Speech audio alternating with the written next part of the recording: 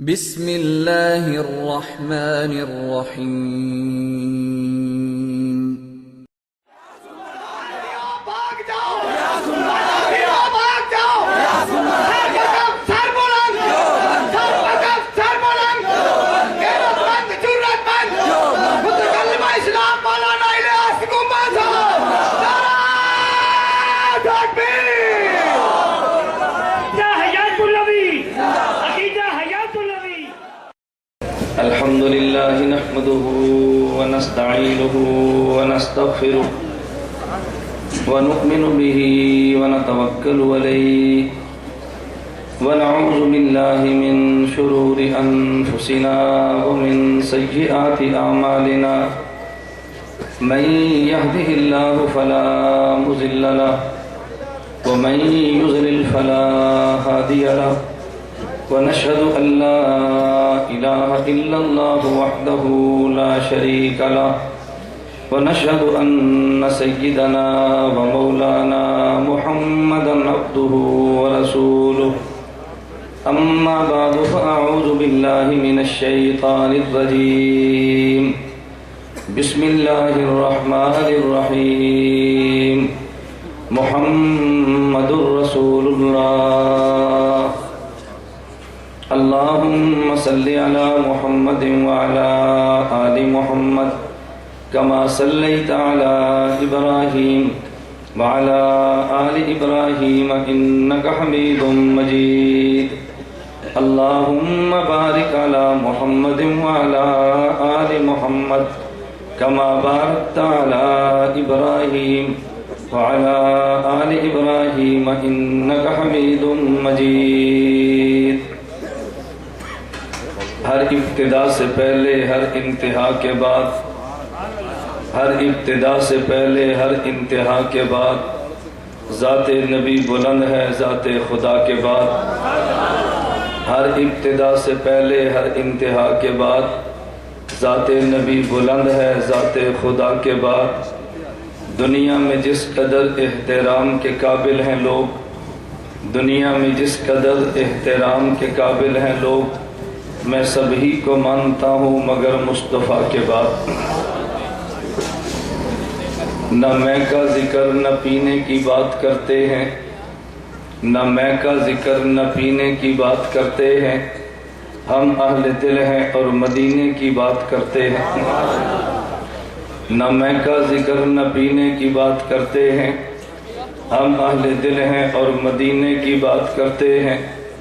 وہ مردہ دل ہیں جو قائل نہیں حیات النبی کے، وہ مردہ دل ہیں جو قائل نہیں حیات النبی کے، ہم زندہ دل ہیں اور جینے کی بات کرتے ہیں۔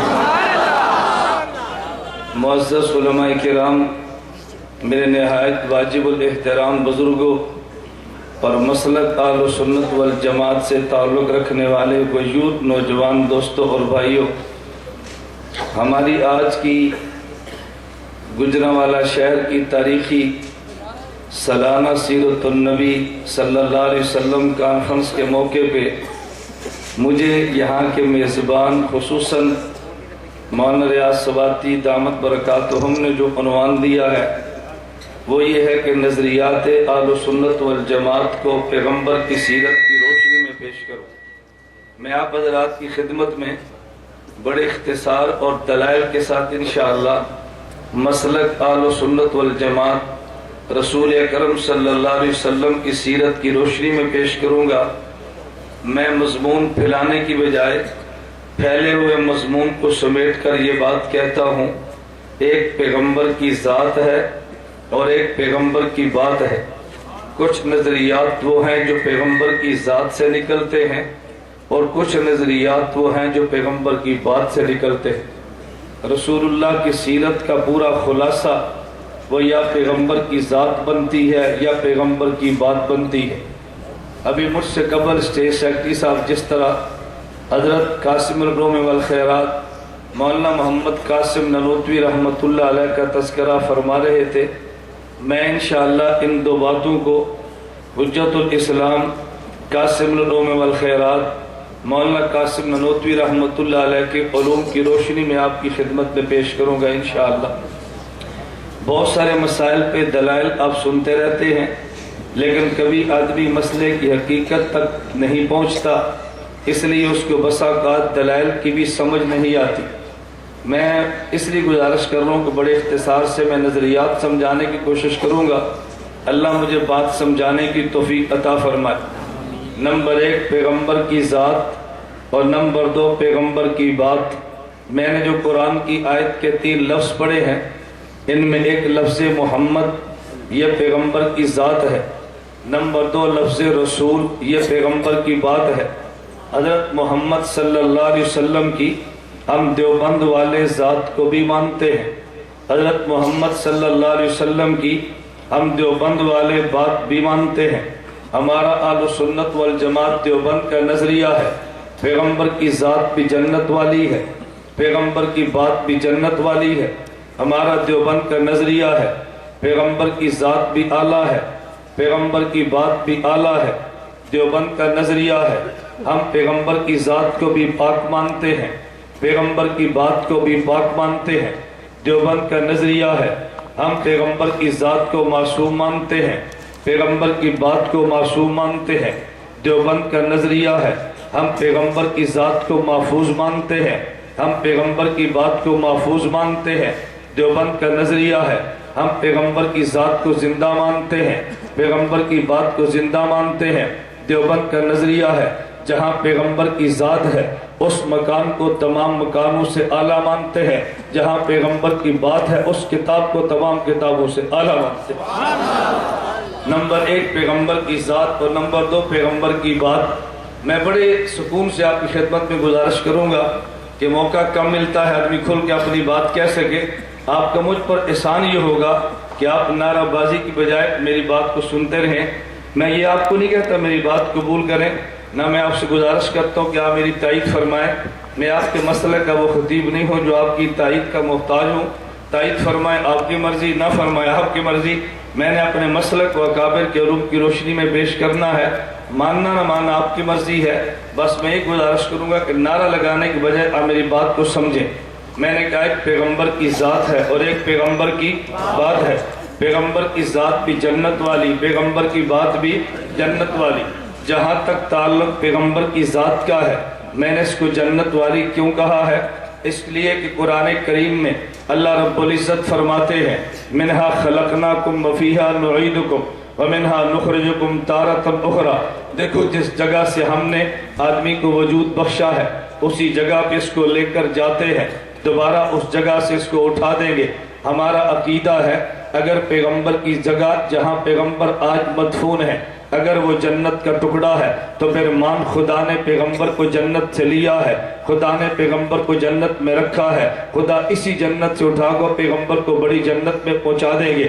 تو پیغمبر کا وجود بھی جنت والا ہے، پیغمبر کی ذات جنت والی ہے۔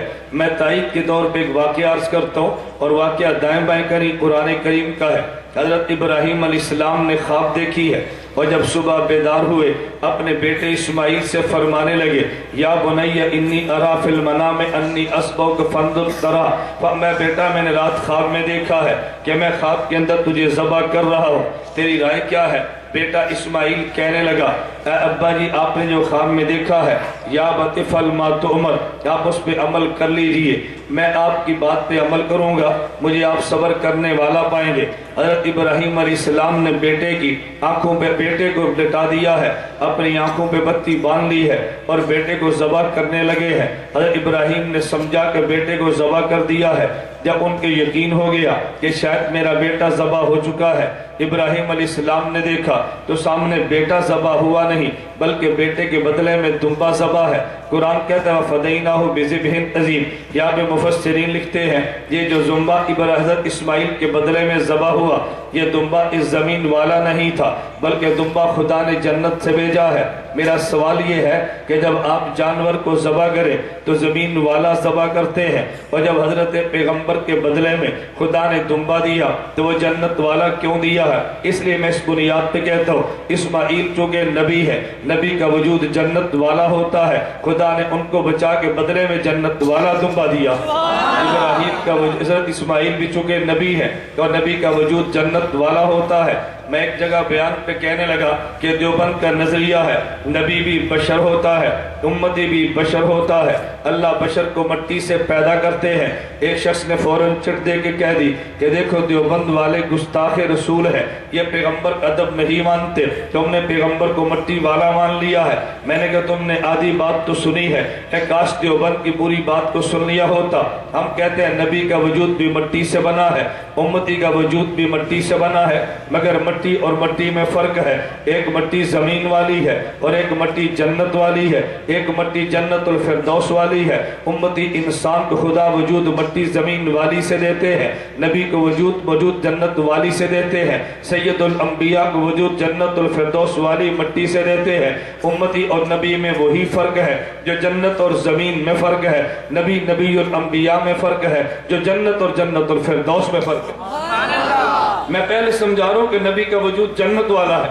جب آپ کو نبی کا وجود جنت والا سمجھ آیا، اگلی عمارت کو کھڑا کرنا بہت آسان ہے۔ جب تک یہی نہ پتا چلے پیغمبر کا وجود کہاں سے آیا، مجھے بتا پیغمبر کی بات کو سمجھے گا کیسے، پیغمبر سے متعلقہ امور کو سمجھے گا کیسے۔ اب میں کہتا ہوں جب پیغمبر کا وجود جنت والا ہے، پیغمبر کی ذات جنت والی ہے، پیغمبر کی بات بھی جنت والی ہے، اس پہ زیادہ دلائل دینے کی حاجت نہیں، کیونکہ پیغمبر کی بات کے بارے میں اللہ خود قرآن میں فرماتے ہیں وَمَا يَنْتِقُ عَنِ الْهَوَىٰ إِنْ هُوَ إِلَّا وَحْيٌ يُوحَىٰ۔ ارے پیغمبر کی بات تو وہی ہوتی ہے اور وہی تو آسمان اور جنت اوپر سے آتی ہے، پیغمبر کی بات پر تو دلائل دینے کی حاجت نہیں، لہذا پیغمبر کی ذات بھی جنت والی، پیغمبر کی بات بھی جنت والی۔ اب میرے دلائل پہ توجہ رکھنا، جب پیغمبر کا وجود جنت والا، پیغمبر جنت والے وجود سے دنیا میں آئے ہیں، خدا نے تجھے وجود زمین والی مٹی سے دیا، اگر اعمال اچھے ایمان موجود ہے خدا تجھے جنت میں جگہ دیں گے۔ تو جب یہ زمین والا بندہ جنت میں چلا جاتا ہے تو پھر جنت کے اثار اس پر نمایاں ہوتے ہیں، اور جب جنت والا وجود لے کے زمین میں آئے تو کچھ زمین والے اثار بھی آتے ہیں زمین کی وجہ سے، جنت والے اثار باقی رہتے ہیں جنت کے اصلی وجود کی وجہ سے۔ میں اس کی مثال لے کر یوں کہوں گا، اگر گجرانوالہ کا بندہ میرے پیغمبر کے مدینہ روزے پہ چلا جائے تو یہاں والا وہاں جائے گا تو پیغمبر کے روزے کی برکت سے کیفیات اور ہوگی۔ اگر مدینہ روزے کے ساتھ رہنے والا گجرانوالہ شہر میں آئے گا، اس کی آگے کیفیت بدل جائے گی، مکان کے بدلنے سے کیفیات بدل جایا کرتی ہے لیکن اثر تو باقی رہتے ہیں۔ اگر گجرانوالہ مدینہ منورہ میں چلا جائے اصل وجود تو بدلتا نہیں ہے لیکن کیفیات بدل جایا کرتی ہے۔ مدینہ منورہ والا یہاں پہ آئے اصل کے تو بدلتا نہیں ہے لیکن کیفیات تو بدل جایا کرتی ہے، مجلس کے بدلنے سے بھی کیفیت بدلتی ہے۔ مجھے اس پہ ایک واقعہ یاد آ گیا، میں بطور دلیل کے عرض کرتا چلا جاؤں۔ میں پوری گفتگو میں واقعہ اگر پیش کروں گا بطور دلیل کے اور دیوبند کے نظریے کے پیش کروں گا۔ ایک آدمی مجھے کہنے لگا کہ مولانا تم مولانا گنگوہی کے بارے میں تمہارا کیا خیال ہے؟ میں نے کہا مولانا گنگوہی کو ہم اپنا امام مانتے ہیں۔ مولانا قاسم ننوتوی کے بارے میں کیا رائے ہے؟ میں نے کہا مولانا قاسم ننوتوی نور اللہ مرقدہ کو امام مانتے ہیں۔ کہتے رشید احمد گنگوہی رحمت اللہ علیہ کے بارے میں مکاتیب رشیدیہ میں موجود ہے، اپنے شیخ حاجی امداد اللہ مہاجر مکی کو خط لکھا اور لکھنے لگے حضرت میں نے حوال کیا لکھنے ہیں، میں تو جھوٹا ہوں بس میرے لیے دعا فرما دیجیے۔ کہتے جس کو تم نے امام مانا وہ تو خود کو جھوٹا کہہ رہا ہے، ہماری سمجھ سے والا ہے کہ جھوٹا بندہ امام کیسے بنتا ہے۔ میں نے کہا انہوں نے خود کو جھوٹا کہہ دیا، تو کہتے امام نہیں مانتا جو تو نے حضرت مولانا گنگوہی پر اعتراض کیا ہے۔ خدا نے یہ جواب آج سے 1400 سال قبل صدیق اکبر کی زبان سے دلوا دیا ہے۔ مجھے کہتا ہے وہ جواب کیسے آیا؟ میں نے کہا سیدنا صدیق اکبر بازار میں گئے ہیں، صحیح مسلم میں روایت موجود ہے، حضرت صدیق اکبر نے حنظلہ کو دیکھا، حنظلہ کہنے لگے ابو بکر لگتا ہے میں تو منافق ہو گیا۔ صدیق اکبر نے پوچھا تو کیسے منافق، تو پیغمبر کا صحابی ہے۔ حنظلہ رضی اللہ عنہ عرض کرنے لگے کہ جب میں نبی کے مجلس میں ہوتا ہوں میرے دل کی کیفیت اور ہوتی ہے، جب گھر بیوی بچوں کے پاس آتا ہوں میری کیفیت اور ہوتی ہے، لیکن مجھے لگتا ہے میں منافق ہو گیا۔ ابو بکر صدیق فرمانے لگے اگر اسی کا نام نفاق ہے، نافق ابو بکر حنظلہ پھر تو صدیق بھی منافق ہو گیا۔ میں نبی کی مجلس میں ہوتا ہوں میرے ایمان کی کیفیت اور ہوتی ہے، جب میں گھر آتا ہوں ایمان کی کیفیت اور ہوتی ہے۔ اب جب دونوں میں یہ بات مسئلہ زیر بحث آ گیا، ان نے فتویٰ دینے کی بجائے سیدھا نبوت کے دربار میں پہنچے ہیں، اللہ کے نبی سے پوچھا حضور ہمارا شبہ ہے آپ اس کو دور فرما دیجئے۔ گجرانوالہ کے سنیوں میں آج بھی کہتے ہو اگر تمہیں کوئی شبہ میں مبتلا مبتلا کرے تو شبہ حل کرنے کی بجائے ان سے رجوع کرو جو شبہ کو حل کرتے ہیں۔ صحابہ کو شبہ پیش آیا، وہ نبی کے در پہ گئے ہیں، جب تجھے شبہ پیش آئے تجھے عالم کے در پہ آنا چاہیے، تو کہتے شبہ میں خود حل کروں گا، تو حل کر نہیں سکتا، پھر مسلک کو بدل دیتا ہے، تیرے پاس دلیل نہیں تھی، تجھے مسلک بدلنا تو نہیں چاہیے تھا، اگر اعتراض آ جائے تجھے اعتراض کو دور کرنا چاہیے، مسلک تو بدلنا نہیں چاہیے۔ کبھی لوگ کہتے ہیں اور جی فلاں نے اعتراض کیا مجھے جواب نہیں ملا، میں نے کہا جو جواب دیتا ہے تجھے جواب تو وہاں سے ملے گا، اگر تجھے اعتراض کا جواب نہ ملا اس کا مطلب یہ تو نہیں ہے کہ اعتراض کا جواب تھا ہی نہیں۔ وہ دونوں صحابی نبی کی خدمت میں گئے، اللہ کے نبی ہمارا مسئلہ اشکال ہے دور فرما دیجیے، نبی پاک صلی اللہ علیہ وسلم کا جواب سننا، صحیح مسلم میں روایت موجود ہے، اللہ کے نبی فرمانے لگے ابو بکر جو تمہارے ایمان کی کیفیت میری مجلس میں ہے اگر گھر جا کر یہی کیفیت باقی رہی لصافحتکم الملائکہ، پھر تم سے انسان مصافحہ کیوں کریں، پھر تو تم سے ملائکہ مصافحہ کریں، ذرا توجہ رکھنا، پھر تم سے انسان مصافحہ کیوں کرے، پھر تو ملائکہ مصافحہ کرے۔ آپ کے جواب بنتا کیسے ہے، میں ذرا جواب سمجھانے لگا، میرے نبی نے یہ بات کیوں فرمائی ہے۔ ایمان تین قسم کے لوگوں کا ہے، ایک ایمان نبی کا ہوتا ہے، ایک ایمان فرشتے کا ہوتا ہے، ایک ایمان امتی بشر کا ہوتا ہے۔ تینوں کے ایمان میں کیا فرق ہے، فرشتے کا ایمان ایک جگہ پہ رہتا ہے، نہ وہ بڑھتا نہ کم ہوتا ہے، اور بشر امتی کا ایمان کبھی بڑھ جاتا ہے کبھی کم ہوتا ہے۔ ایمان کے بڑھنے اور کم ہونے کا مطلب کیفیت کبھی بڑھ جاتی ہے کبھی کم ہو جاتی ہے، اور نبی کا ایمان ہمیشہ بڑھتا چلا جاتا ہے۔ تو ایمان جب تین قسم کا ہے کیا مطلب، فرشتے کا ایمان ایک جگہ پہ، نبی کا ایمان ہمیشہ پرواز پہ ہے، امتی کا ایمان کبھی بڑھ گیا اور کبھی کم ہو گیا۔ اب نبی کا جواب سمجھنا، اللہ کے نبی فرمانے لگے جو تمہارا ایمان میری مجلس میں ہے اگر یہ کیفیت گھر میں جا کے رہے تو تم سے ملائکہ مصافحہ کرے۔ کیا مطلب، یہ تو ملائکہ کا ایمان ہے کہ مجلس کے بدلنے سے ان کا ایمان کی کیفیت بدلا نہیں کرتی۔ صدیق تم فرشتے تو نہیں ہو، تم تو بشر امتی ہو، میری مجلس میں ہوگے کیفیت اور ہوگی، ادھر جاؤ گے کیفیت اور ہوگی۔ میں نے کہا تجھے شاید جواب سمجھ نہیں آیا۔ حضرت گگوئی فرمانا یہ چاہتے ہیں، عالم ارواح میں خدا نے پوچھا الست بربکم، کیا میں تمہارا رب نہیں ہوں؟ ہم نے کہا بلا، کیوں نہیں خدایا آپ ہمارے رب ہیں۔ رب ماننے کا معنی یہ تھا تیری ساری باتوں کو مان لیں گے، دنیا میں آ کر کتنی باتیں نہیں مانتے، مجھے لگتا ہے کہ عالم ارواح میں جھوٹ بول کر تو نہیں آیا ہو۔ تو حضرت گگوئی نے یہ بات فرمائی جو صدیق اکبر نے بات فرمائی تھی کہ مجلس کے بدلنے سے، فرمایا مجھے لگتا ہے میں منافق تو نہیں ہو گیا، تو صدیق اکبر نے کیفیت بدلنے کو نفاق فرما دیا ہے، مولانا گگوئی رحمت اللہ علیہ نے کیفیت بدلنے کو جھوٹ فرما دیا ہے۔ تو حضرت گگوئی کا جواب بھی بالکل بجا ہے، حضرت مولانا رشید احمد گگوئی کا جواب بجا ہے، سیدنا صدیق اکبر کا جواب بھی بجا ہے۔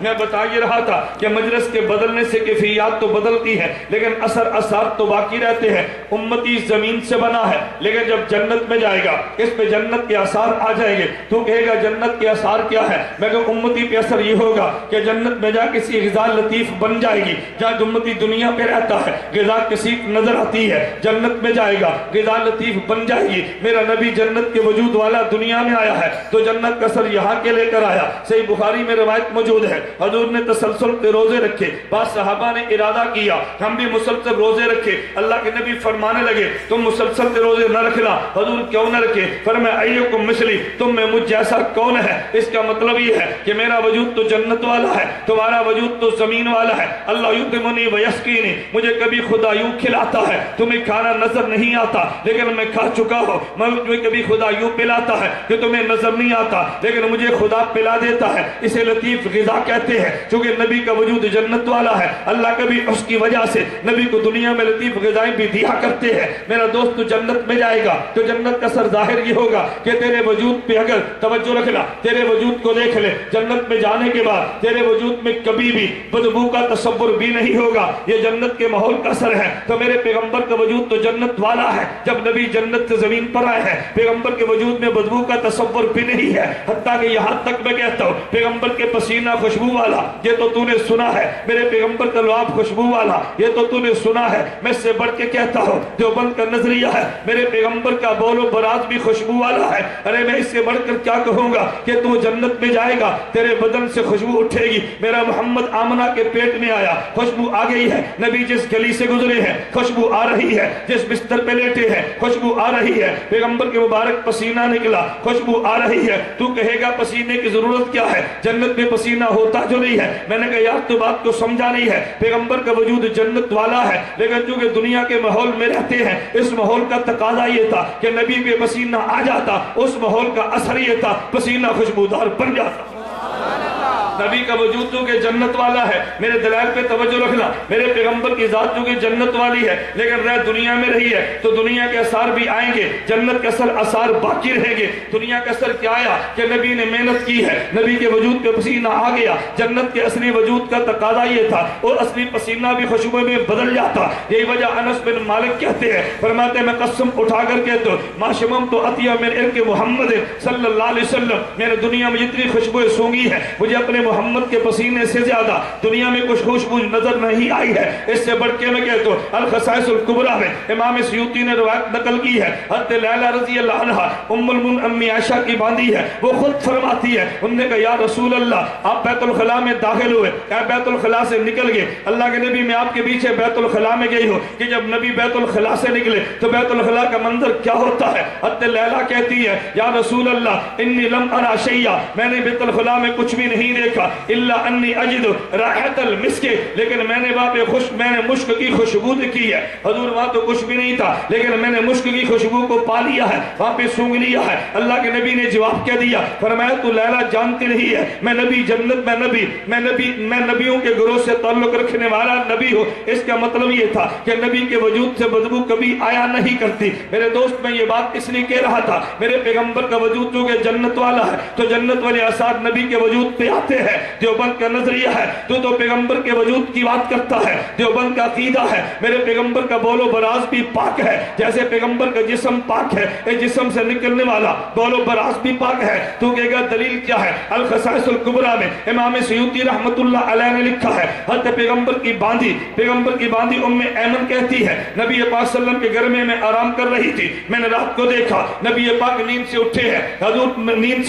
حضور پاک کے کمرے مبارک میں ایک چھوٹا سا تشت رکھا ہوتا جس میں ضرورت وقت حضور بول فرما لیا کرتے. نبی پاک اٹھے بول فرمایا, پھر نبی آرام کرنے لگے. حضرت ام ایمن کہتی ہے میری رات کو آنکھ کھلی میں اٹھ گئی, فکنت وانا عطشانۃ, اور مجھے پیاس لگی تھی, فشربت ما فیہا, اس بول جو بول برتن میں تھا میں نے اس کو پی لیا. فلما اصبح اخبرتہ, جب صبح ہوئی تو میں نے حضور کی خدمت میں عرض کیا حضور اپنے بول مبارک فرمایا تھا وہ رات اٹھ کو میں نے پی لیا ہے. ضاحکہ نبی پاک صلی اللہ علیہ وسلم مسکرا پڑے اور پھر فرمانے لگے انک لن تشتکی بعد یوم, انک لن تشتکی بعد یومک ھذا, اے ام ایمن میری بات کو یاد رکھ لے, تیرے پیٹ میں پیغمبر کا بول گیا ہے, اب کبھی تیرے پیٹ کو بیماری لگ نہیں سکتی. امام سیوطی باب قائم کرتے ہیں باب الاستشفاء ببول النبی, پیغمبر صلی اللہ علیہ وسلم کے بول سے شفا حاصل کی جا سکتی ہے. فقہا فرماتے ہیں شفا نجس چیز سے کبھی نہیں ملتی, یہ جب بھی ملتی ہے پاک چیزوں سے ملتی ہے. اسے پتہ یہ چلا پیغمبر کا بول خوشبو والا بھی ہے, پیغمبر کا بول پاک بھی ہے.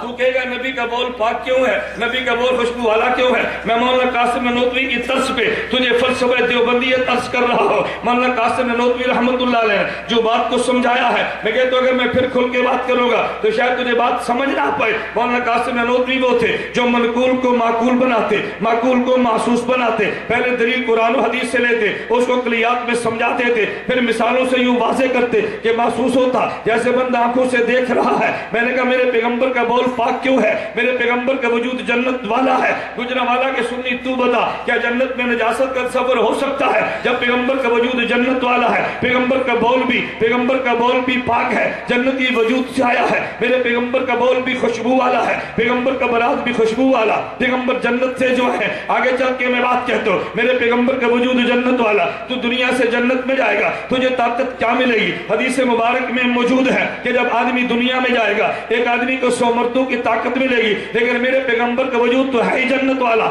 جب نبی جنت والے وجود سے دنیا میں آئے ہیں، ترمذی الخصائص الکبریٰ دونوں روایتوں کو ملا دے، میرے پیغمبر کے بارے میں لکھا ہے اللہ کے نبی کو خدا جنت کے 40 مردوں کی طاقت دیتے ہیں، جنت کے ایک مرد کو خدا دنیا کے 100 مردوں کی طاقت دیتا ہے۔ میرے نبی کو 4000 مردوں کی طاقت ملتی ہے۔ یہ کیوں ملی ہے؟ میرے کے پیغمبر کا وجود جو جنت والا ہے، تو انہیں وہاں جانا ہے، تجھے 100 انسانوں کی طاقت ملتی ہے۔ میرا پیغمبر جنت کے وجود لے کر آیا، نبی کو یہاں بھی 100 مردوں کی طاقت ملی ہے۔ میں آگے چل کے گئے تو اگر تو جنت میں جائے گا تم قرآن و حدیث اٹھا کے دیکھ لو، علماء سے پوچھ کے مطالعہ کر لے، جنت میں خدا نے نیند کو نہیں رکھا، تو نے جنت میں جانا ہے، وہ نیند کا تصور نہیں ہے۔ میرے پیغمبر کا وجود جو کہ جنت والا ہے، نبی دنیا میں آئے ہیں تو چاہیے تو یہ تھا جب نبی کا وجود جنت والا ہے، جنت میں نیند نہیں ہے تو نبی پہ نیند نہ آتی، لیکن پیغمبر پہ نیند آئی ہے۔ نیند اس لیے آئی کہ نبی دنیا میں جو آئے ہیں، دنیا کے ماحول کا تقاضا یہ تھا، نبی پہ نیند آ جاتی، جنت کے اثر کا تقاضا یہ تھا، پیغمبر پہ نیند نہ آتی۔ خدا نے دونوں کو یوں جمع کیا ہے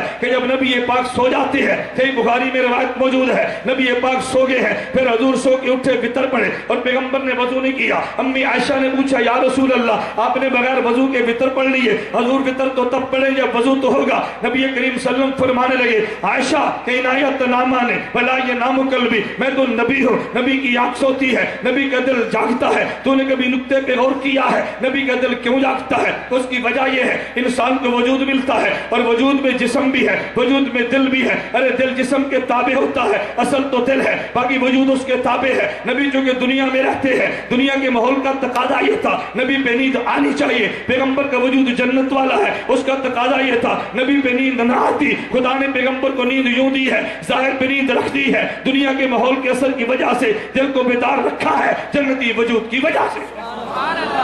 میرے پیغمبر کا وجود جو کہ جنت والا ہے، خدا نے جنت والے آثار بھی نبی پہ جسم پہ رکھے ہیں۔ میرے پیغمبر کا وجود جو کہ جنت سے آیا ہے، تو دنیا کے ماحول کی وجہ سے میں اس لیے کہہ رہا تھا کہ دل اصل ہوتا ہے، باقی اس کے تابع ہوتے ہیں۔ دل پورے وجود کا مرکز ہوتا ہے، باقی سب اس کے تابع ہوتے ہیں۔ توجہ رکھنا، بات چل پڑی، میں ایک نکتہ عرض کرتا ہوں، میں کبھی سمجھانے کے لیے کہتا ہوں، اگر تم نے ایمان اور مسائل کو دیکھنا ہو، ایمان و مسائل کو دیکھنا ہو، ایک بندے کا عقیدہ ہے، ایک بندے کے اعمال ہے، عقیدے عمل میں کیا فرق ہے میں سمجھانے کے لیے کہتا ہوں۔ تم اگر دیکھو عقیدے کا تعلق انسان کے دل سے ہے، اعمال کا تعلق انسان کے وجود سے ہے۔ خدا نے یوں کیوں رکھا ہے عقیدے کو خدا نے دل سے جوڑا، اعمال کو بدن سے جوڑا؟ ارے اس کی وجہ یہ ہے، اس کی وجہ یہ ہے، میں ایک مثال دوں گا، اگر زیادہ تشبیہات دوں گا تو میرا عنوان بدل جائے گا، میں صرف ایک تشبیہ دیتا ہوں۔ دیکھو دل اور جسم میں کیا فرق ہے، اگر جسم کے بعد اعضاء کٹ جائے تو بندہ زندہ رہتا ہے، لیکن دل تھوڑا سا بھی کٹ جائے بندہ زندہ نہیں رہ سکتا۔ پتہ چلا اگر دینی اعمال میں سے بعض اعمال چھوڑ دے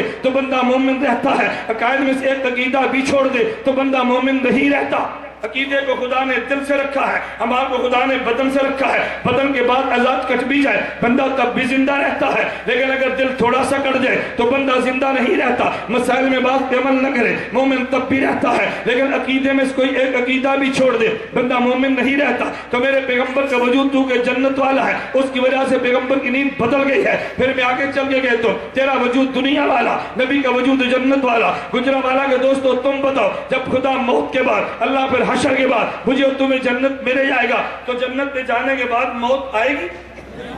توجہ رکھنا، جنت میں جانے کے بعد موت آئے گی؟ تو نے کہنا کہ نہیں آنی، کیوں نہیں آنی؟ اس لیے خدا نے جنت میں موت کو رکھا ہی نہیں ہے۔ تو میرے پیغمبر کا وجود تو جنت والا ہے، میرے پیغمبر کی ذات تو جنت والی ہے، تب تو جنت کے ماحول میں گیا، تجھ پہ جنت کے ماحول کا اثر یہ ہوگا کہ تجھ پہ موت نہیں آنی۔ پیغمبر جنت والی ذات دنیا میں آئی ہے، تو چاہیے تو یہ تھا کہ جب پیغمبر کا وجود جنت والا ہے، اس بہت وجود پہ کبھی موت نہ آتی، لیکن موت آنی ہے، چونکہ دنیا میں خدا کا وعدہ ہے انک میت، یہاں پہ موت آنی ہے، خدا کا وعدہ ہے کل نفس ذائقۃ الموت، یہاں پہ موت آنی ہے، میرے خدا کا وعدہ ہے، میرے خدا کا وعدہ کل من علیہا فان، یہاں پہ تو موت آنی ہے۔ وما محمد الا رسول، میں ساری آیتیں جو تو نے سنانی ہے میں خود سنا دوں گا، لیکن تو یہاں تو موت آنی ہے، اس کی وجہ دنیا میں رہتے ہیں، لیکن ذرا دونوں کو ملا کر دیکھنا، میرے پیغمبر کا وجود جنت والا، اس کا تقاضا یہ تھا کہ موت نہ آتی، لیکن دنیا کے ماحول میں آئے، اس کا تقاضا یہ پیغمبر پہ موت آ جائے۔ میرے خدا نے دونوں کو کیسے جمع کیا ہے، اس کو اگر سمجھا ہے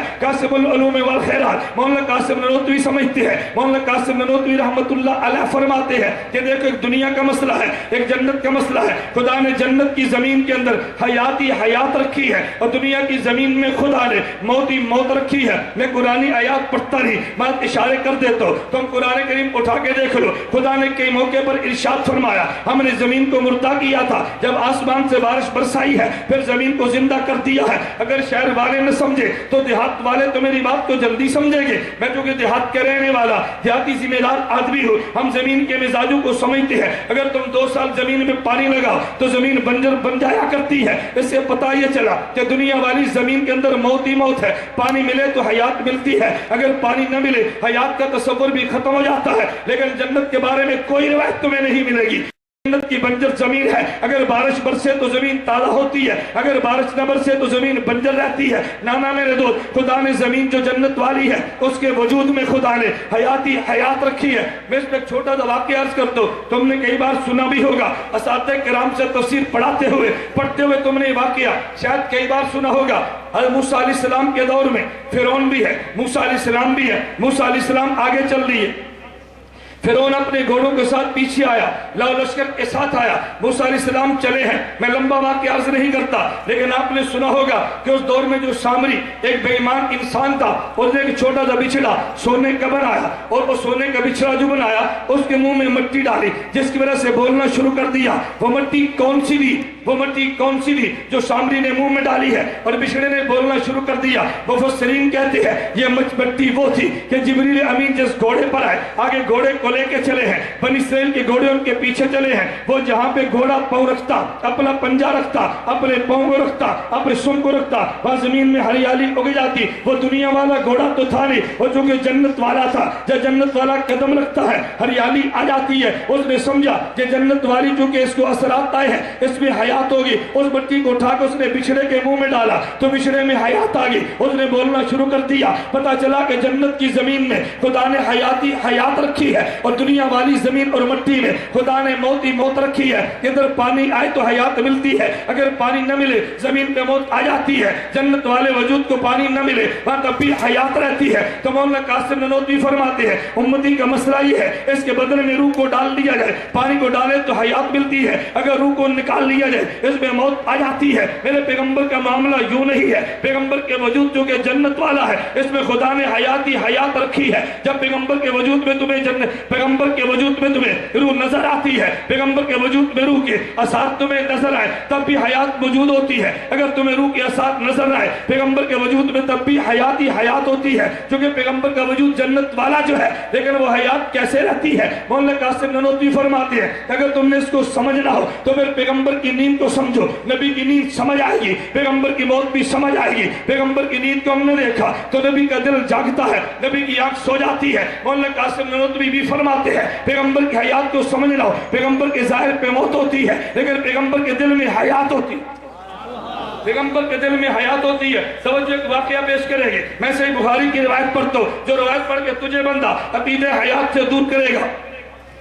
صحیح بخاری میں روایت موجود ہے، نبی کریم صلی اللہ علیہ وسلم دنیا سے چلے گئے، پیغمبر سے دنیا کے جانے کے بعد اصحاب پیغمبر جمع ہیں، احمد صاحب کہنے لگے نبی پاک صلی اللہ علیہ وسلم وفات پا گئے ہیں، لیکن عمر بن خطاب رضی اللہ عنہ وہ فرمانے لگے نانا میرے نبی نے وفات نہیں پائی، حضور زندہ ہے۔ اگر کسی نے کہا حضور وفات پا گئے ہیں ابھی نبی اٹھیں گے، ہاتھوں پاؤں کو کاٹ ڈالیں گے۔ میرے دوستو تم بتاؤ اتنی موٹی سی بات حضرت عمر بن خطاب رضی اللہ تعالیٰ عنہ کو علیہ باللہ معاذ اللہ کیا سمجھ نہیں آ رہی؟ حضرت عمر فرماتے ہیں نانا یہ نہ کہنا نبی وفات پا گئے ہیں، صحابہ کہتے ہیں وفات پا گئے ہیں، تم کہو گے یار یہ موٹا سا مسئلہ، یہ بھی کوئی اختلاف کرنے والا تھا، لیکن نانا اگر تم نے اس مسئلے کو سمجھنا ہو رئیس المناظرین حجت اللہ فی العصر مولانا محمد امین اکاڑوی نبر اللہ مرتدو فرمایا کرتے تھے پھر نبی کی نیند کو دیکھ لے تجھے مسئلہ سمجھ آ جائے گا۔ اگر تم نے صحابہ کے اختلاف سمجھنا ہے تو پھر فرشتوں کے اختلاف سمجھ لو، تمہیں مسئلہ سمجھ آ جائے گا۔ میرے نبی آرام فرما رہے ہیں تو نیند کے اندر دو فرشتے آئے. ایک فرشتہ آگے کہنے لگا حضور سو گئے ہیں, اور دوسرا فرشتہ کہنے لگا نانا حضور جاگ رہے ہیں. ایک نے کہا سو گئے ہیں, دوسرے نے کہا جاگ رہے ہیں. نبی پاک صلی اللہ علیہ وسلم نیند سے بیدار ہوئے, فرمان لگے میں سویا تھا. دو فرشتے آگے, ان میں اختلاف ہوا. ایک نے کہا نبی جاگ رہے ہیں, دوسرا کہتے ہیں حضور سو رہے ہیں. اللہ کے نبی فرمانے لگے کہ دونوں ٹھیک کہتے ہیں. حضور دونوں کیسے ٹھیک کہتے ہیں؟ اللہ کے نبی فرمانے لگے دونوں اس لیے ٹھیک کہتے ہیں کہ جن کی نگاہ میری آنکھ پر ہے کہتے ہیں حضور سو گئے ہیں, اور جن کی نگاہ میرے دل پر ہے وہ کہتے ہیں حضور جاگ رہے ہیں. اور تو کاروی فرماتے کہ صحابہ کی نگاہ نبی کی آنکھ پر ہے کہ وفات پا گئے ہیں, اور عمر کی نگاہ پیغمبر کے دل پر ہے کہ اب بھی زندہ ہے. صحابہ کی نگاہ نبی کی آنکھ پر ہے کہ وفات پا گئے ہیں, اور عمر کی نگاہ پیغمبر کے دل پر ہے کہ اب بھی زندہ ہے.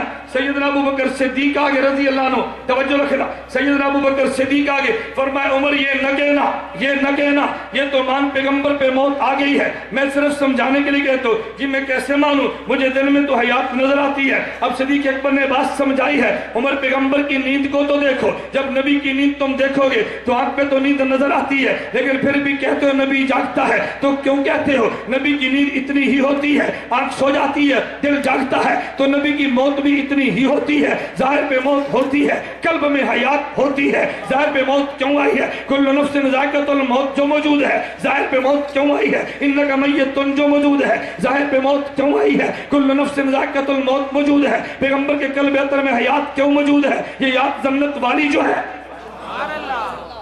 یہ ذات جنت والی جو ہے قلب اطہر میں حیات کے اثار موجود ہیں, لیکن ظاہر پہ موت نظر آ رہی ہے. میں بتائیے رہا تھا میرے پیغمبر کی ذات چونکہ جنت والی ہے, اس ذات کی وجہ سے چونکہ جنت والی ذات ہے, تو جس کو یہ بات سمجھ نہیں آتی اس لیے اس نے پیغمبر کے وجود کو سمجھا نہیں ہے. اگر یہ سمجھے پیغمبر کا وجود کون سا ہے تو پھر بات سمجھانی بڑی آسان ہے, اور جب یہی نہ سمجھ آئے میرے نبی کا وجود کون سا ہے تو مسئلے کو سمجھے گا کیسے؟ مولانا قاسم نانوتوی رحمۃ اللہ علیہ ذرا ان کے دلائل پہ توجہ رکھنا. مولانا قاسم نانوتوی فرمانے لگے ہم جو نبی کو وفات پا جانے کے بعد بھی زندہ مانتے ہیں, آپ حیات اٹھا کے دیکھ. مولانا فرماتے ہیں دلائل کیا ہے؟ یہ دلائل تم نے کئی بار سنے ہوں گے, لیکن جس انداز میں دلیل میں دینے لگا شاید تو نے کبھی نہ سنی ہو. میں مولانا نانوتوی کا فلسفہ بیان کرنے لگا. مولانا قاسم نانوتوی فرماتے ہیں بھئی ہم نبی کو اس لیے زندہ مانتے ہیں. توجہ, قرآن کہتا ہے کہ دیکھو پیغمبر کی بیویوں سے نکاح نہ کرنا, نبی دنیا سے چلا جائے تب بھی پیغمبر کی بیوی سے نکاح نہیں ہے.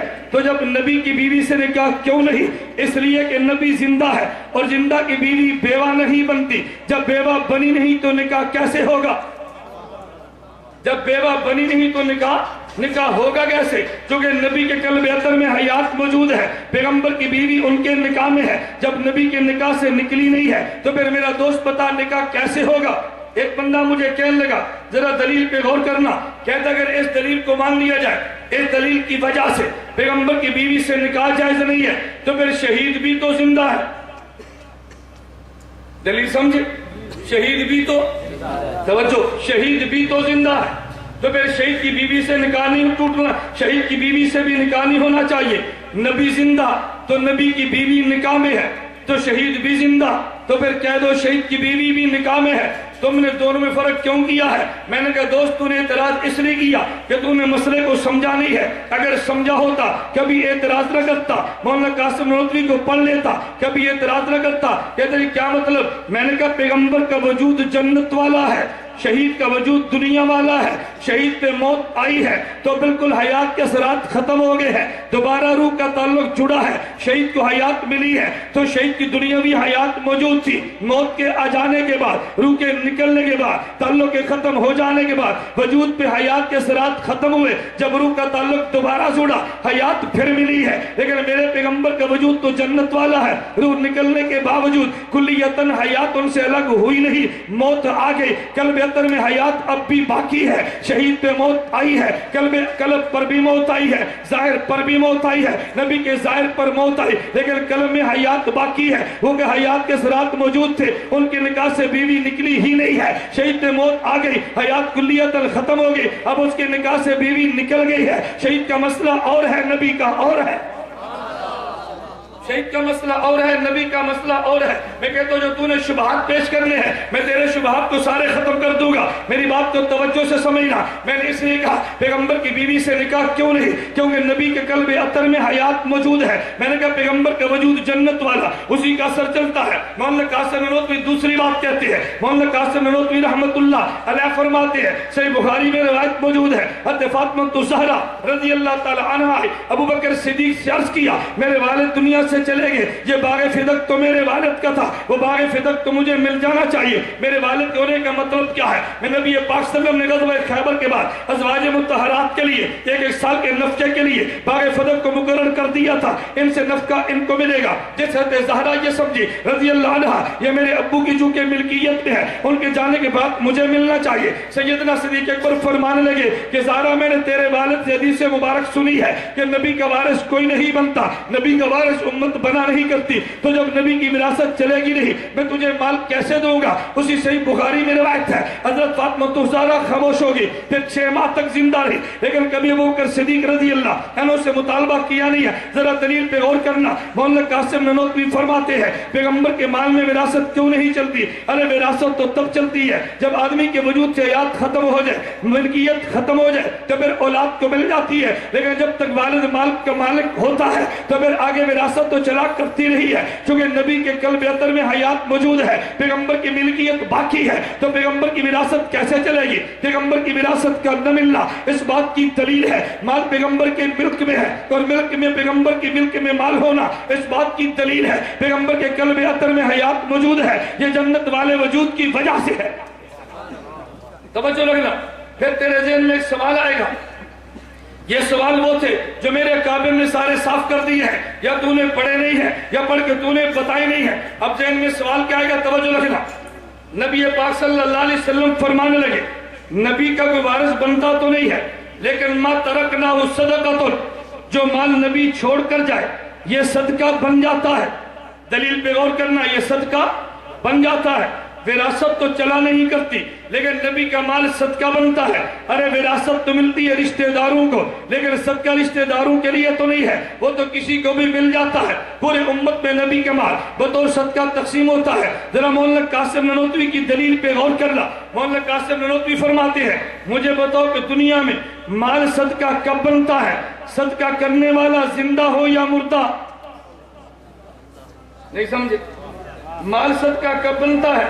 کہ صدقہ کرنے والا بوقت تصدق زندہ ہو تبھی تو صدقہ بنتا ہے. اگر صدقہ کرنے والا زندہ ہی نہ ہو تو مال صدقہ بنے گا کیسے؟ مولانا قاسم نانوتوی رحمت اللہ علیہ فرماتے ہیں ادھر نبی پہ موت آ رہی ہے، ادھر نبی کا مال صدقہ بن رہا ہے، تو پتہ یہ چلا کہ ظاہر پہ موت آ رہی ہے، نبی کے قلب اطہر میں حیات موجود ہے، تو ہی تو صدقہ بنا. تو بوقت تصدق پیغمبر میں حیات مانے گا تبھی مال صدقہ بنے گا. اگر حیات نہیں مانے گا تو صدقہ بنے گا کیسے؟ وراثت اس لیے نہیں کہ پیغمبر کے ملک ہے، ملک اس لیے کہ پیغمبر میں حیات ہے، اور صدقہ اس لیے کہ اندر حیات جو موجود ہے. حیات نہیں مانے گا تو مجھے بتائیے وراثت صدقہ بنے گا کیسے؟ چلے آگے چلیے. نبی پاک صلی اللہ علیہ وسلم کا وجود جنت والا، وجود والے جنت کا نتیجہ کیا ہے؟ اگر امتی قبر میں دفن ہو جائے، امتی کے وجود کو مٹی کھا جاتی ہے، لیکن پیغمبر قبر میں دفن ہو جائے پیغمبر کے وجود کو مٹی کھا نہیں سکتی. یہ حدیث مبارک تو تم نے سنی ہے، لیکن اس کا مطلب سمجھنا. میں مولانا قاسم نانوتوی رحمت اللہ علیہ کی زبان میں تجھے مسئلہ سمجھانا چاہتا ہوں. میرے پیغمبر نے کیا فرمایا؟ ان اللہ حرم علی الارض ان تاکل اجساد الانبیاء، خدا نے زمین پہ تکویناً حرام کر دیا ہے وہ نبی کے وجود کو کھائے. نبی کے وجود کو مٹی کھا نہیں سکتی.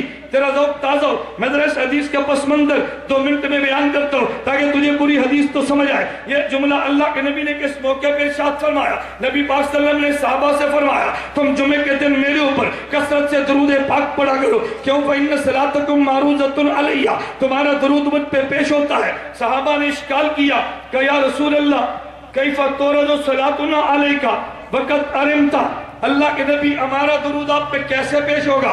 آپ کا وجود تو مٹی میں مل جائے گا، درود کیسے پیش ہوگا؟ توجہ رکھنا.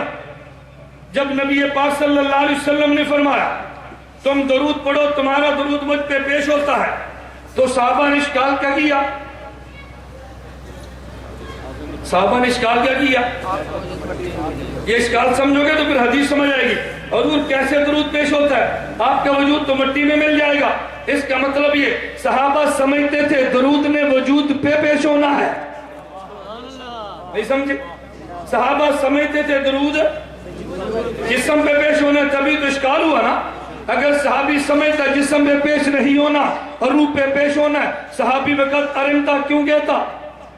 وقت ارمتا کہنے اس بات کی دلیل ہے کہ صحابی سمجھتا ہے پیغمبر پہ جسم پہ پیش ہونا ہے. آگے سنیں, اگر نبی کا ذہن یہ ہوتا کہ نہیں درود میرے جسم پہ نہیں روح پہ آنا ہے, حضور سمجھاتے تھے میں کب کہتا ہوں میرے جسم پہ پیش ہونا ہے اور درود تو میری روح پہ پیش ہونا ہے, لیکن میری روح کو تو مٹی نہیں کھاتی نا. نبی نے جواب یہ نہیں دیا. صحابہ کا سوال یہ تھا حضور کیسے درود آپ پہ پیش ہوگا؟ علیکہ علیکہ کیسے پیش ہوگا؟ آپ تو مٹی میں مل جائیں گے. فرمایا نانا ان اللہ حرم علی الارض ان تاکل اجساد الانبیاء, ارے زمین پہ خدا نے میرے وجود کو کھانا حرام کر دیا ہے. اس کا مطلب یہ ہے صحابہ کا ذہن بھی یہی تھا کہ پیغمبر کے جسم پہ درود پیش ہوتا ہے. نبی کا ذہن بھی یہ ہے پیغمبر کے جسم پہ پیش ہوتا ہے. دیوبند کا نظریہ بھی یہی ہے صلاۃ و سلام نبی کے جسم پہ پیش ہوتا ہے. چلیے جو بات میں سمجھانا جو تو ذرا وہ سمجھے. نبی کے وجود کو قبر میں مٹی نہیں کھاتی. میں پوچھتا ہوں کیوں نہیں کھاتی؟ توجہ, اتنی بات تجھے تیرا خطیب بتائے گا کہ نبی کے وجود کو مٹی نہیں کھاتی, لیکن کیوں نہیں کھاتی یہ تجھے خطیب نہیں تیرا وکیل بتائے گا. میں مولانا قاسم نانوتوی کا فلسفہ آپ میری پوری گفتگو کو آج نہیں, یہ گھر جا کے دوبارہ سننا. میں نے ہر بات پہ کیوں بے بات کی ہے. میں صرف حدیث مبارک کو نہیں پڑھا, میں نے صرف آج کو نہیں پڑھا, میں شاید عقلیات پہ بات کرتا ہوں. یہ کیوں ہے, یہ حدیث کیوں ہے, میں وکالت کرتے ہوئے بات کرتا ہوں. میرے نبی نے فرمایا وجود نبی کا مٹی نہیں کھا سکتی. حدیث مبارک میں آ گیا. اگر سمجھنا آتا ہم تب بھی مان لیتے, لیکن سمجھ آتا ہے اس کی حکمت کیا ہے. نبی کی ذات جنت والی, نبی کی ذات اور یہ مٹی زمین والی. ارے زمین والی مٹی زمین کے وجود کو تو کھا جائے, جنت والی مٹی کو کیسے کھائے؟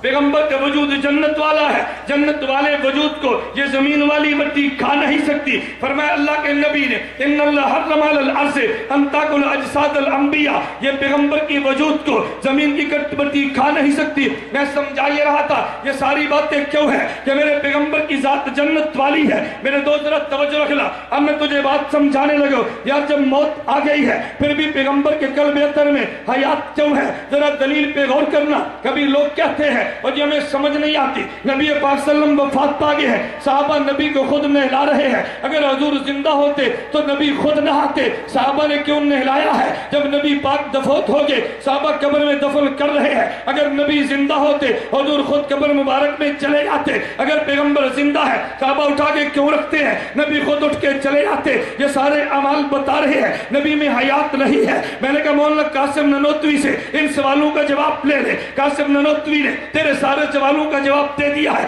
مولانا قاسم نانوتوی فرماتے ہیں میں تمہیں سمجھانے کے لیے کہتا ہوں. فرمایا میں نے حضرت حکیم الامت کا جملہ نقل کیا کہ مولانا قاسم نانوتوی منقول کو معقول بناتے ہیں, پھر معقول کو محسوس بناتے ہیں. کیا مطلب؟ قرآن و حدیث کی نقلی دلیل کو عقلیات میں سمجھا کے معقول بناتے ہیں, پھر مثالیں دے کے بطور مشاہدہ کے پیش کرتے ہیں. مولانا قاسم نانوتوی رحمۃ اللہ علیہ نے کتنے اچھے انداز میں بات سمجھائی. مولانا فرمانے لگے اگر تم نے پیغمبر کے وجود کو سمجھنا تو ذرا مٹی کو بھی دیکھو, توجہ, ذرا پانی کو بھی دیکھو, ذرا آگ کو بھی دیکھو. کیا مطلب؟ فرمایا تم پٹرول کو دیکھو تو پٹرول کے اندر خدا نے خاصیت حرارت اور گرمی کی رکھی ہے. جبھی کے وجود کو خدا نے کیونکہ جنت والا بنایا ہے تو پٹرول کو تم دیکھو, پٹرول میں خدا نے حرارت اور گرمی رکھی ہے. اگر آگ جل رہی ہو تم اس کے اوپر ٹھنڈا پٹرول ڈال دو تو مجھے بتاؤ آگ بجھ جائے گی یا بڑک اٹھے گی؟ پٹرول ٹھنڈا ہے, آگ کیوں بڑک اٹھی ہے؟ نہیں سمجھے؟ پٹرول تو ٹھنڈا ہے نا, آگ کیوں بڑک اٹھی ہے؟ تو کہے گا پٹرول اوپر سے ٹھنڈا ہے, اندر خاصیت حرارت اور گرمی کی ہے. توجہ رکھنا. اگر پانی کو دیکھو تو پانی کے اندر حرارت اور برودت ہے, پانی میں برودت اور ٹھنڈک ہے. اگر آگ جل رہی ہو اور جلتی آگ پہ تم گرم پانی ڈال دو, بتاؤ آگ بجھ جائے گی؟ پانی تو گرم ہے. تو گرم آپ پہ گرم پانی ڈالا, آگ بڑک جانی چاہیے نا, تو کہتے ہیں بجھ جائے گی. بھئی جب گرم آگ پہ گرم پانی گرا ہے تو آگ بجھی کیوں ہے؟ تو کہے گا ظاہری گرمی کی وجہ سے نہیں بلکہ اندر کی خاصیت برودت کی وجہ سے. مولانا قاسم نانوتوی فرماتے ہیں جس طرح اگر پیٹرول اوپر سے ٹھنڈا بھی ہو, آگ پہ تم گرا دو, آگ بڑک اٹھتی ہے اوپر کی گرمی کی وجہ سے, اوپر کی ٹھنڈک کی وجہ سے, اندر کی خاصیت حرارت کی وجہ سے. اگر تم بڑکتی آگ پہ گرم پانی ڈال دو گے تو آگ بجھ جائے گی اوپر کی گرمی کی وجہ سے, اندر کی خاصیت برودت کی وجہ سے. پر میں بالکل میرے پیغمبر کا وجود یہ جنت والا ہے, اور جنت میں خاصیت بالکل حیات ہی حیات کی ہے, اس میں موت کا تصور بھی نہیں ہے. جنت کی مٹی میں موت نہیں ہے. نبی کی مٹی چونکہ جنت والی ہے, اگرچہ ہاتھ لگائے گا تو موت سمجھے گا, پیغمبر کو غسل دے گا بظاہر تو موت سمجھے گا, اٹھا کے رکھے گا پیغمبر کو موت سمجھے گا. لیکن جس طرح پیٹرول اوپر سے ٹھنڈا ہے اندر سے خاصیت حرارت کی ہے, پانی اوپر سے گرم ہے اندر خاصیت برودت کی ہے, میرے محمد کے وجود اوپر سے اگرچہ تجھے موت نظر آتی ہے لیکن جنت کا وجود ہے اندر خاصیت حیات کی ہے, اندر خاصیت حیات کی ہے.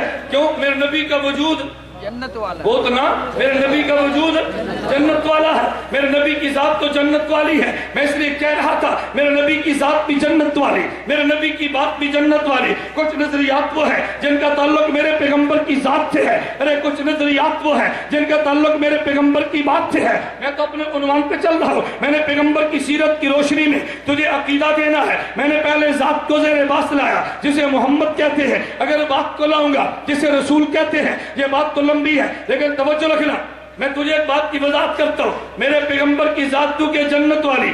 ایک شخص مجھے کہنے لگا, ذرا بات پہ غور کرنا, ایک شخص مجھے کہنے لگا, مسئلہ پوچھا, وہ جو شخص پیغمبر کی قبر میں حیات نہیں مانتا, توجہ رکھنا, اس کا حکم کیا ہے؟ میں نے کہا میں نہیں کہتا, صرف میری بات کو سمجھنا, میں تمہیں دلیل کیسے دیتا ہوں, تیرے دماغ میں بات اترتی کیسے ہے. میں نے کہا مولانا یوسف لدھیانوی شہید رحمت اللہ علیہ وہ تو متعصب نہیں تھے, نہیں جی بڑے نرم تھے. میں نے کہا متشدد تو نہیں تھے, نہیں جی بڑے معتدل تھے. میں نے کہا مولانا یوسف لدھیانوی شہید رحمت اللہ علیہ نے 4 باتیں فرمائے, آپ کے مسائل کا حل, جلد نمبر 10 صفحہ نمبر 519 میں. جو میرے نبی کی قبر میں حیات کو نہیں مانتا, نمبر 1 گمراہ ہے, نمبر 2 اس کے پیچھے نماز نہیں ہوتی, نمبر 2 سے 3 تعلقات ناجائز ہیں, نمبر 4 اس کی تقریر سننا گناہ ہے. کتنی باتیں؟ یہ باتیں تم نے سنی ہے, میں نے یہ نہیں سنانی. جو تم نے نہیں سنی میں نے وہ سمجھا دی ہے.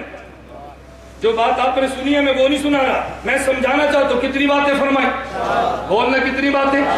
نمبر 1 گمراہ ہے, نمبر 2 اس کے پیچھے نماز, نمبر 3 اس سے تعلقات بولنا, نمبر 4 اسی تقریر سننا.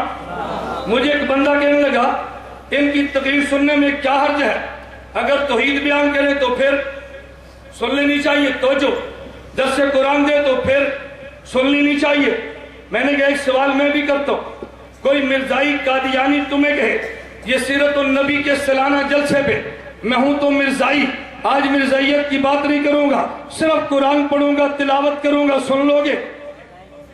کیوں بولنا, کیوں؟ قرآن پڑھ رہے ہیں نا, سن لو گے؟ بولتے نہیں.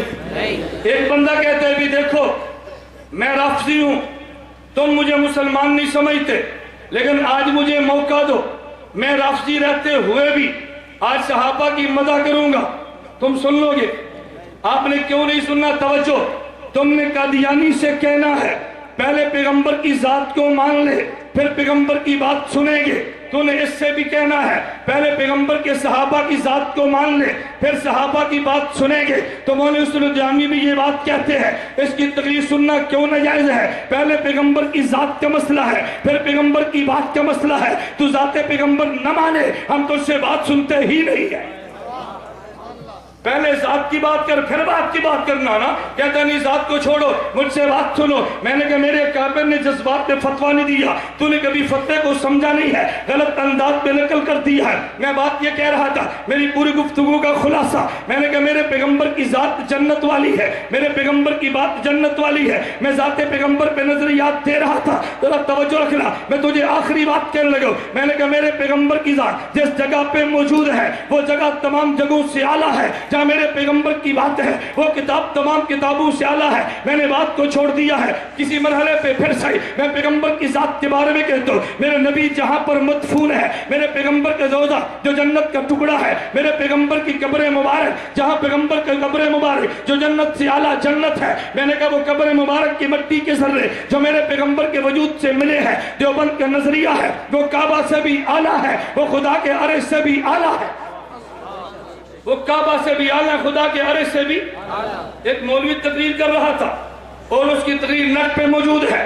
میں نام لے کر نہیں, میں بات سمجھاتا ہوں. کہتا ہے جی دیوبند والے کہتے ہیں فضائل اعمال کو لیا ہوا ہے اور بیوقوف مذاق اڑا رہا ہے. کہتے شیخ الحدیث زکریا نے لکھا ہے اور جی نبی کے روزے کی قبر کی مٹی وہ جو پیغمبر کے وجود سے ملی وہ کعبہ سے اعلیٰ ہے. کہتے دیوبند والوں پھر میں تمہیں کہتا ہوں جب تمہاری یہاں جگہ اعلیٰ ہے تو کعبہ کی طرف منہ کر کے نماز پڑھنے کی بجائے تم روزے کی طرف منہ کر کے نماز پڑھ لیا کرو نا. میں نے کہا میں تجھ سے پوچھتا ہوں تو بتا تیرے یہاں کون سی جگہ اعلیٰ ہے, کعبہ اعلیٰ یا عرش اعلیٰ؟ وہ کہتے جی ہمارے یہاں عرش اعلیٰ. تو میں نے کہا میں تم سے پوچھتا ہوں تم کعبہ کی طرف منہ کرنے کی بجائے اوپر منہ کر کے نماز پڑھا کرو نا. لوگ پوچھے وجہ کیا ہے, کہنا جی عرش اعلیٰ ہے, اوپر منہ کر کے نماز پڑھنا, تیرا منہ کھلا ہوگا, اوپر سے کعبہ گزرے گا, تیرے منہ میں پیٹھ ڈالے گا, لیکن پھر بھی منہ کو بدلنا نہیں ہے. لوگ کہیں گے کیوں نہیں بدلتا, کہنا قربانیاں تو حق کے لیے دینا پڑتی ہے نا. جب عرش اعلیٰ ہے تو منہ میں عرش کی طرف کروں گا. توجہ رکھنا, اس کا جواب تجھے نہیں ملا لیکن دیوبند کا روحانی بیٹا تیرے اشکال کا جواب دے کر جائے گا. میں نے کہا وجہ یہ ہے ایک میرے پیغمبر کا روزہ ہے, ایک خدا کا کعبہ ہے. ہم کعبے کی طرف منہ کرتے ہیں عبادت کے لیے, ادھر منہ کرتے ہیں عقیدت کے لیے. کعبہ ہماری عبادت کا مرکز ہے, پیغمبر کا روزہ ہماری عقیدت کا مرکز ہے. ایک کو مرکز عبادت کہتے ہیں, ایک کو مرکز عقیدت کہتے ہیں. ایک کو مرکز عقیدت, ایک کو مرکز عبادت کہتے ہیں. وہ مرکز عبادت ہے اور یہ مرکز عقیدت ہے. توجہ رکھنا, مولانا کاڑوی فرما رہے تھے, فرمایا میں مکہ سے مدینہ منورہ جا رہا تھا, میری آگری فرنٹ سیٹ پر بھی اور پچھلی پر بھی دو خناس بیٹھے ہیں. ایک دوسرے سے کہتا ہے او بھائی تم مدینے کیوں جا رہا ہے, نبی کے روزے کی نیت نہ کرنا, یہ شرک ہو جائے گا. مولانا فرمانے لگے یہ جھوٹ بولتا ہے, بیٹا تو روزے کی نیت کر کے چلے جانا. اس نے کہا جی کیوں؟ مولانا فرمانے لگے تو کہاں سے آیا؟ کہا جی پنجاب سے آیا. فرمایا کیوں آئے ہو؟ کہتا عمرہ کرنے کے لیے. فرمایا عمرہ نہ کرتے کیا ہوتا؟ کہتا جی حرم میں آیا ہوں, نماز پڑھوں گا 1 لاکھ کا اجر ملے گا. مولانا فرمانے لگے تو پنجاب میں نماز پڑھ لیتا. کہتا جی وہاں پڑھوں گا 1 پیٹ کا اجر ملے گا, جماعت سے پڑھوں گا 27 کا اجر ملے گا, یہاں آیا تو 1 لاکھ کا اجر ملتا ہے. تو مولانا فرماتے اب کہاں جاتے ہو؟ کہتے جی مدینہ جا رہا ہوں. فرماتے وہاں کیا کرو گے؟ کہا جی مسجد نبوی میں نماز پڑھیں گے. فرمایا 1 نماز پڑھو گے اجر کتنوں کا ملے گا؟ کہتے 1000 کا. ہم کہتے ہیں مسجد نبوی میں نماز پڑھے 1 پیٹ 50,000 کا ملتا ہے. وہ کہتے ہیں نہیں یہ روایت تو ضعیف ہے, ہم 1000 کی بات کرتے ہیں. میں نے کہا چلو ہم اللہ کو قیامت کو عرض کر دیں گے. اللہ ہمارا نظریہ تھا 1 نماز پہ 50,000 کا اجر ملتا ہے, ان کا نظریہ 1 پہ 1000 کا ملتا ہے. ان کو 1000 کا اجر دے, ہمیں 50,000 کا دے دے. صحیح حدیث ان کو دے دے, ضعیف کا اجر ہمیں دے دے. اس پر پھر آمین بھی نہیں کہتے. ہمارے سرگوتے کے مولوی صاحب ہیں, اللہ سب کو ہدایت عطا فرمائے. ہماری کوتاہیاں بھی ان کی کوتاہیاں بھی اللہ درگزر کرے. وہ یزید کی حمایت بہت فرماتے ہیں, یزید کی حمایت میں پورا درس دے دیا. بعد میں چٹے کعبے کو چڑھ دو, بعضوں کو شوق ہوتا ہے. ایک آدمی نے چڑھ دی, دیہاتی آدمی تھا, پڑھا لکھا تو نہیں تھا, وہ کیا چڑھ دیتا. میں نے کہا مولوی صاحب میں آپ کو چڑھ دیتا ہوں, آپ دعا فرمائیں. یزید بہت اچھا آدمی تھا, قیامت کے دن آپ کا چلو اس کے ساتھ ہو, حضرت حسین کے ساتھ میرا ہو. اب آمین بھی نہیں کہتے, اب آمین بھی نہیں کہتے. مولانا کا حضرت کاڑی فرماتے کہ جو لوگ کہتے ہیں یہ مٹی والی قبر ہی نہیں ہے, ان کے لیے دعا کرو بھئی چونکہ یہ قبر نہیں ہے تمہیں نصیب نہ ہو, ہمیں نصیب ہو. پھر آمین بھی نہیں کہتے. بھئی جب یہ قبر نہیں ہے تو پھر اس کے مانگنے کی دعائیں کیوں کرتے ہو؟ یہ قبر پہ آمین نہیں کہتا, وہ 50,000 پہ آمین نہیں کہتا, اور وہ یزید کے حق میں موت کی, یزید کے ساتھ قیامت کے دن اٹھنے کی دعا نہیں کرتا.